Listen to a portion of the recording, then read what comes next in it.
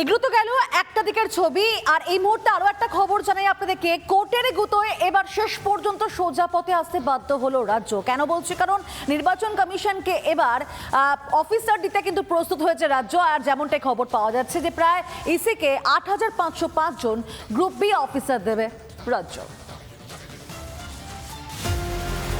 এক এক করে ঘুরপথে সবই মানছে তৃণমূল সরকার। কোর্টের গুতোয় ধীরে ধীরে সোজা পথে হাঁটছে মমতার সরকার। ৪ ফেব্রুয়ারি সুপ্রিম কোর্টে কমিশন জানায় এসআইআর এর জন্য কর্মী দিচ্ছে না রাজ্য। এসআইআর এর জন্য শুধুমাত্র ৮০ জন গ্রেড 2 অফিসার দিয়েছে রাজ্য। সুপ্রিম কোর্টে এমনটাও জানায় কমিশন।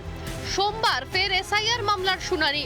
সূত্রের খবর, এসআইআর এর জন্য ৮৫০৫ জন গ্রুপ বি আধিকারিক দিতে পারবে রাজ্য সরকার। অন্যদিকে শুনানির জন্য আরো ৭ দিন সময় চেয়েছে সিইও দপ্তর। নির্দিষ্ট সময়ে শেষ হলো না এসআইআর এর কাজ। এখনো পর্যন্ত বাংলায় বাকি রয়েছে শুনানি আপলোডিং।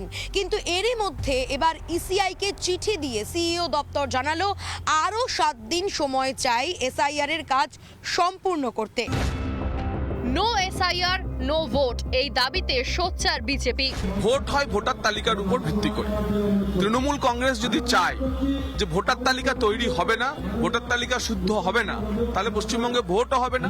সময়সীমা পেরিয়ে গেলে রাষ্ট্রপতি শাসন হবে। তৃণমূল কংগ্রেস যদি রাষ্ট্রপতি শাসনে ভোট চায়, পশ্চিমবঙ্গে রাষ্ট্রপতি শাসনে ভোট হবে। আনম্যাপড ভোটার এবং লজিক্যাল ডিসক্রিপেন্সি ভোটারদের মধ্যে ১৫ লক্ষ মানুষ তারা শুনানিতেই হাজির হয়নি। প্রথম থেকেই এসআইআর রুখতে ছলে বলে অনেক নাটকই করেছেন মমতা ব্যানার্জি। ধমক চমক থেকে গুন্ডামি, কিছুই বাকি রাখেনি তৃণমূল। কমিশনের নির্দেশ আগেই মানলে পূর্ব নির্ধারিত সময় শেষ হতে পারত শুনানি। তৃণমূলের জন্যই অযথা জটিল হলো গোটা এসআইআর প্রক্রিয়া। রিপাবলিক বাংলা।